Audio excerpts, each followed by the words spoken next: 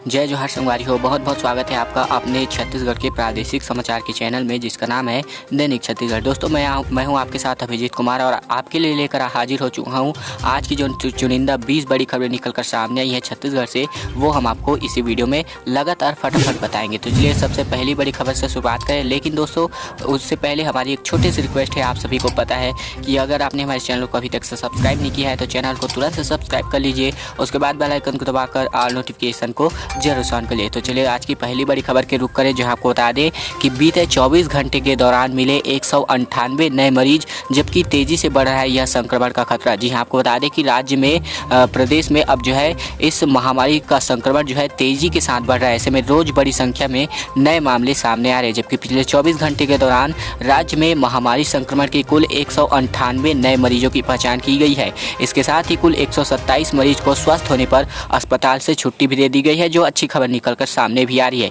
लेकिन दूसरी ओर एक महामारी पीड़ित एक मरीज की मौत की खबर है। इसके साथ ही राज्य में अब तक जो है महामारी से कुल 21 लोगों की मौत भी हो चुकी है। अब साथ ही साथ राज्य में एक्टिव मामलों की संख्या, यानी कि जो अभी फिलहाल जिनका इलाज चल रहा है, उनकी संख्या 1282 है, जबकि 4754 लोग अब तक जो है इस महामारी के कारण संक्रमित हो चुके हैं छत्तीसगढ़ प्रदेश में।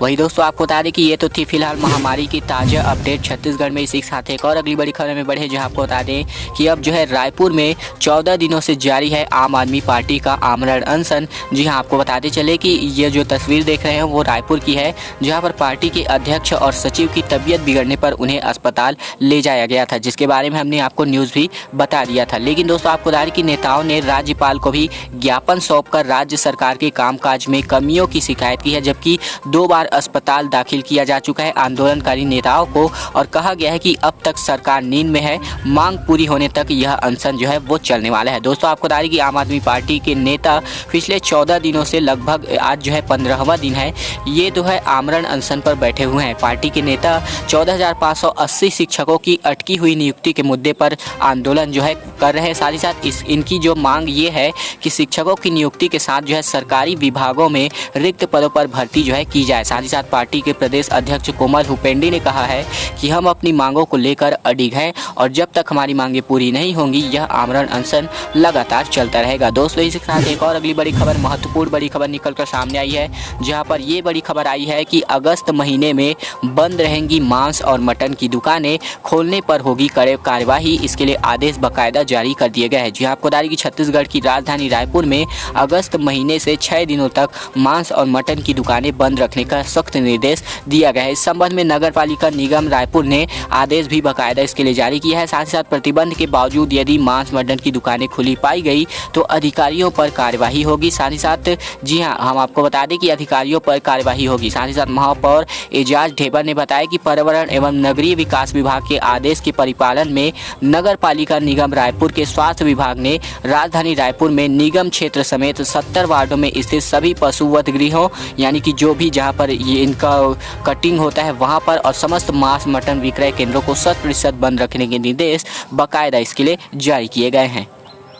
तो दोस्तों इसी के साथ एक और अगली बड़ी खबर की ओर रुख करें। इससे पहले चैनल को सब्सक्राइब कर लीजिए, उसके बाद बेल आइकन को दबाकर ऑल नोटिफिकेशन को जरूर से ऑन कर लीजिए। दोस्तों अगली बड़ी खबर शिक्षा विभाग से आई है, जहां पर छत्तीसगढ़ में अभी शिक्षा सत्र की तारीख तय नहीं हुई है। फिलहाल छात्रों को होम डिलीवरी की जा सकती है यूनिफॉर्म और किताबें। जी हाँ, एक जो है नई योजना निकल कर सामने आई है, जिसके तहत अब छात्रों के घर पर होम डिलीवरी की जाएगी, उनकी जो किताबें हैं और यूनिफॉर्म है उनको। जी हाँ, आपको बताया कि छत्तीसगढ़ के स्कूल शिक्षा मंत्री प्रेमसाय टेकाम ने शिक्षा सत्र को लेकर बड़ा बयान दिया है। शिक्षा मंत्री के मुताबिक छत्तीसगढ़ में अभी स्कूल जो है शिक्षा सत्र की तारीख जो है वो तय नहीं की गई है। साथ ही साथ छात्रों को पुस्तकों और यूनिफॉर्म की होम डिलीवरी उनके घर पर की जाएगी, और साथ ही साथ उनके मुताबिक जो है इसकी डिलीवरी की प्लानिंग जो है चल ही रही है वर्तमान में। और उन्होंने बताया कि इससे पहले छात्रों को सूखा राशन घरों में दिए जा चुके हैं।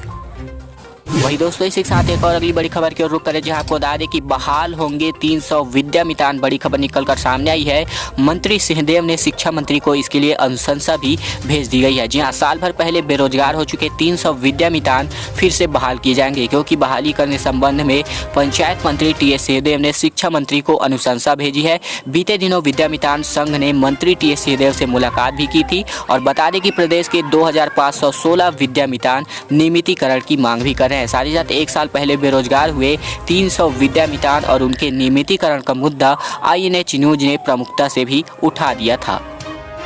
वही दोस्तों, इसी के साथ एक और अगली बड़ी खबर में बढ़े। दोस्तों, अगली बड़ी खबर युवाओं के लिए अच्छी खबर निकलकर सामने आई है, क्योंकि आपको बता दें कि नए उद्योग व्यवसाय शुरू करने के इच्छुक युवाओं के लिए सुनहरा मौका निकलकर सामने आया है, जहां पर 25 जुलाई तक इसके लिए आवेदन कर सकते हैं। जी हां, एक बड़ी खबर निकलकर सामने आई है, जहां पर जिला व्यापार एवं उद्योग द्वारा जिले के युवाओं को स्वरोजगार से जोड़ने के लिए प्रधानमंत्री रोजगार सृजन कार्यक्रम एवं मुख्यमंत्री युवा स्वरोजगार योजना के तहत विभिन्न उद्यम प्रारंभ करने के लिए ऋण उपलब्ध कराने के लिए 25 जुलाई तक आवेदन जो है वो आमंत्रित किए गए हैं। साथ ही साथ इच्छुक हितग्राही को विभिन्न योजनाओं के माध्यम से वित्तीय संस्थाओं द्वारा ऋण उपलब्ध कराया जाएगा, जबकि PMEGP योजना के तहत विनिर्माण व उद्योग के लिए हितग्राही को 25 लाख एवं सेवा इकाई के लिए 10 लाख तक का ऋण जो है यानी कि लोन जो है वो प्रदान किया जा सकेगा। वही दोस्तों, इसी के साथ एक और अगली बड़ी खबर की रुख करें, जहां आपको बता दें कि अब जो है लॉकडाउन में मध्यम वर्ग की हालात खराब हुई, तो वहीं उच्च व श्रमिक वर्ग को मिल रहा शासन की योजनाओं का लाभ है। जी हां, विश्वव्यापी इस महामारी संकट के कारण पिछले 3 माह में लगे कड़े लॉकडाउन के चलते मध्यम वर्गीय परिवारों की हालत जो है दयनीय हो गई है। ऐसे में जहाँ उच्च वर्ग में शामिल लोग अपनी जमा पूंजी के आधार पर अपना घर खर्च जो है चला रहे हैं, वहीं श्रमिक वर्ग को केंद्र एवं राज्य शासन द्वारा विभिन्न योजनाओं के तहत खाद्य सामग्री का वितरण किया जा रहा है। ऐसे में उक्त संबंध में मध्यम वर्गीय उत्थान मंच के प्रदेश संयोजक डॉक्टर योगेश चंद्र मिश्रा ने प्रतिनिधि को जानकारी देते हुए बताया कि बड़ों को एवं श्रमिक वर्ग को लॉकडाउन में जहां अनेक सुविधाएं मिल रही है, वहीं मध्यम वर्गीय परिवारों को बैंकों में EMI, बिजली बिल का, स्कूल फीस का भुगतान, साथ ही साथ बिजली बिल का भुगतान सहित अन्य मुद्दों पर किसी प्रकार की राहत नहीं मिली है। तो इसके खिलाफ जो है सरकार के खिलाफ जो है एक आवाज़ उठाई जा रही है कि मध्यम वर्गीय परिवारों को भी कुछ फायदाओं का लाभ जो है वो दिया जाए। इसी के साथ एक और अगली बड़ी खबर की ओर रुख करें, जहां आपको बता दें कि अब जो है छत्तीसगढ़ सरकार ने वर्मी कंपोस्ट खाद बेचने का रेट जो है 8 रुपये किलो तय किया।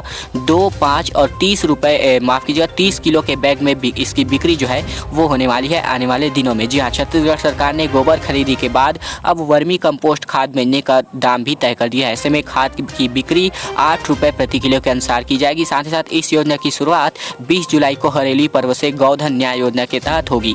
साथ ही साथ हरेली पर्व पर 20 जुलाई से योजना की शुरुआत होगी। इसी दिन गोबर की खरीदी भी शुरू की जानी है। साथ ही साथ स्व सहायता समूह के जरिए खाद बनवाई जाएगी और सहकारी समितियों के माध्यम से इसे बेचा भी जाएगा। दोस्तों, आपको बताते चले कि ये जो पैकिंग है वो 2 किलो के साथ 5 किलो और 30 किलो के बैग में इसकी जो पैकिंग है वो की जाएगी और इसके जो रेट है, जैसे कि हम आपको बता चुके हैं कि 8 रुपये प्रति किलो की दर से इसकी बिक्री जो है की जाएगी। दोस्तों, इसी के साथ एक और अगली बड़ी खबर में आपको बता दें, जहाँ पर बड़ी खबर आई है कि गोठान में मिलेगा पानी, पहुंच विहीन गांव हो रहे इससे रोशन। जी हाँ, एक बड़ी खबर आई है जहां पर गोठान के लिए कुछ हद तक जो है ग्रामीणों को लाभ मिल रहा है। ऐसे में आपको बताते चले कि क्रीड़ा विभाग द्वारा सुजला सौभाग्य योजना के तहत बोर पंप और सुदूर वनांचल पहुंच विहीन गाँवों के घरों में अंधियारा दूर करने की योजना को मूर्त रूप देने में जुटा हुआ है और सौर सुजला योजना अंतर्गत गोठान में पानी पंप लगाकर जलापूर्ति बनाए रखने की कवायद की जा रही है। इस वर्ष जिले भर में सिर्फ हम रायगढ़ जिले की बात करें, जहां पर 42 गोठानों का चयन सौर सुजला योजना के तहत किया गया है। वहीं यहां पर जो है जो पंप है, सोलर पंप है, बोर पंप है, वो लगाए जाएंगे। साथ ही साथ इसके तहत जो है अब जो सुदूर ग्रामांचल है, ग्रामीण क्षेत्र है, वो भी रोशन किए जा सकेंगे।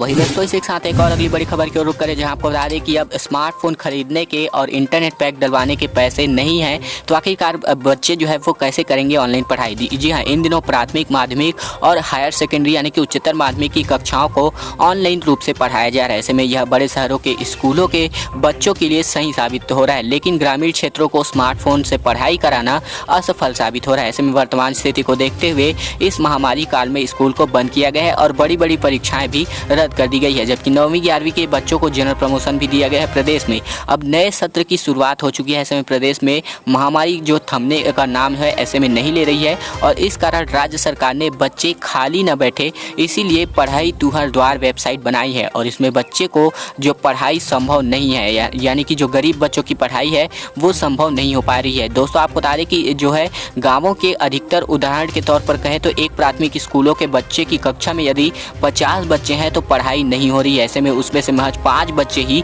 माध्यमिक व उच्चतर माध्यमिक ऑनलाइन पढ़ाई कर पा रहे हैं। ये बड़ी समस्या निकलकर सामने आई है। दोस्तों इसके बारे में तो वैसे ज़्यादातर आपको बताने की ज़रूरत नहीं है, क्योंकि अगर आप ग्रामीण क्षेत्र से रिलेट करते हैं तो आपको इनकी समस्याओं के बारे में पता ही होगा। दोस्तों कई ऐसी समस्याएं हैं जिनसे इनका जो पढ़ाई है वो फिलहाल इस पढ़ाई द्वार के माध्यम से नहीं हो पा रहा है। दोस्तों इसी के साथ एक और अगली बड़ी खबर मैं आपको बता दें, जहां पर खबर आई है कि प्रदेश गठन के 20 साल बाद सभी कलाओं को अब एक छत के नीचे मिलेगा मंच। छत्तीसगढ़ संस्कृति परिषद के गठन की मंजूरी मिल गई है। जी हाँ, छत्तीसगढ़ की कला संगीत और भाषाई विकास के लिए भूपेश कैबिनेट ने इसके लिए मंजूरी दे दी गई है। साथ ही साथ सांस्कृतिक विरासतों की पहचान संरक्षण के साथ कलाकारों को राष्ट्रीय मंच प्रदान करेगी जो सरकार है वो।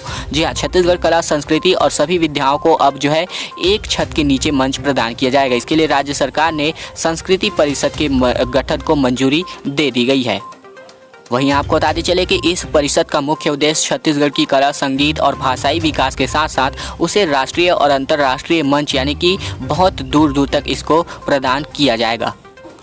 वही दोस्तों एक और अगली बड़ी खबर निकलकर सामने आई है, जहां पर मरवाही के पूर्व विधायक ने थामा कांग्रेस का हाथ, मुख्यमंत्री भूपेश बघेल ने दिलाई इसकी सदस्यता। जी हां, मरवाही के पूर्व विधायक पहलवान सिंह मरावी आज कांग्रेस में यानी कि बीते दिन कांग्रेस में शामिल हो गए हैं। ऐसे में मुख्यमंत्री भूपेश बघेल के समक्ष कांग्रेस में शामिल हुए और सीएम ने उन्हें कांग्रेस की सदस्यता भी दिलाई। बता दें कि मरवाही विधानसभा सीट में उपचुनाव होंगे। इस सीट से दिवंगत अजीत जोगी विधायक थे, जबकि उनके निधन के बाद अभी इस सीट पर उपचुनाव कराए जाएंगे। इसे लेकर अभी से राजनीतिक बयान के साथ साथ नेताओं की पार्टी छोड़ने का सिलसिला चलने को अब तैयार हो चुका है, यानी कि चल ही रहा है।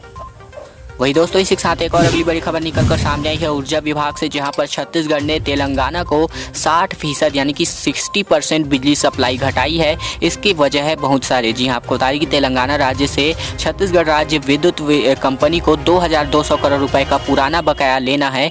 ऐसे में पिछले 6 माह से तकनीकी खराबी के चलते जिले के मड़वा प्लांट से 1000 की जगह 400 मेगावाट बिजली दी जा रही है। अब 500 मेगावाट की एक यूनिट में सुधार कार्य हो रहा है। इसके बाद भी कंपनी पिछला बकाया के कारण अनुबंध के कारण जो अनुरूप बिजली है वो नहीं दे पा रही है। दोस्तों एक और अगली बड़ी खबर की ओर बढ़े, जो आपको बता दें कि 6 करोड़ मंजूर हो चुके हैं, क्योंकि रेल लाइनों के किनारे प्लांटेशन होने वाले हैं, यानी कि रेल लाइनों के किनारे अब जो है पौधे रोपण होने वाले हैं। अटके हुए निर्माण इसके तहत पूरा होंगे। जी हाँ, रेलवे में ऐसा पहली बार हुआ है कि महात्मा गांधी रोजगार गारंटी योजना यानी कि मनरेगा और गरीब कल्याण योजना के तहत प्रवासी मजदूरों को काम देने की योजना जो है वो शुरू हो गई है। इसके लिए 6 करोड़ रुपए मंजूर हो चुके हैं। इसमें भी 1 करोड़ 32 लाख रुपए का काम प्रोग्रेस में है। ऐसे में 37 लाख रुपए का काम पूरा हो चुका है और 5 करोड़ 88 लाख का काम स्वीकृत है। ऐसे में कुल मिलाकर यह योजना इस महामारी अवधि में दूसरे राज्यों से लौटे श्रमिक वीरों के लिए, जिन्हें यहां काम की तलाश करनी नहीं पड़ेगी। आपको बता दें कि बिलासपुर डिवीजन के Gunderdehi station, Sikoma station, Risama station पर रेल लाइनों के किनारे रिपेयर का काम हो रहा है। वही दोस्तों आज की अंतिम बड़ी खबर की ओर बढ़े, जहां आपको बता दें कि अब स्मार्टफोन के अभाव में पीछे न छूटे कोई भी स्टूडेंट्स, इसलिए राजधानी में शुरू हुआ donate your mobile campaign.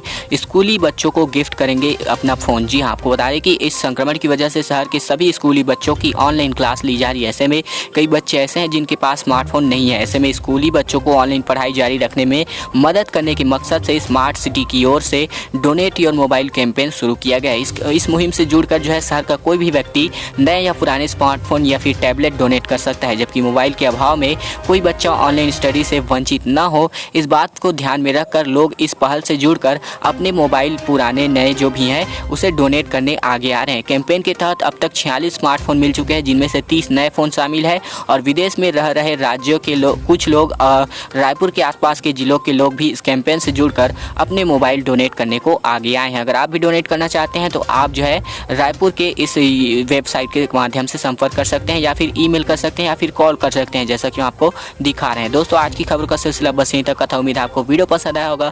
Video पसंद आया तो वीडियो को लाइक कर दीजिए, साथ ही साथ चैनल पर नए हैं तो चैनल को सब्सक्राइब कर लीजिए। उसके बाद बेल आइकन दबाकर ऑल नोटिफिकेशन को जरूर ऑन कर लीजिए, ताकि छत्तीसगढ़ की सबसे पहले न्यूज़ आप तक हम सबसे पहले पहुँचा सके। दोस्तों आज की वीडियो में बस इतना ही। मिलते हैं अगले वीडियो पर, तब तक के लिए धन्यवाद, नमस्कार।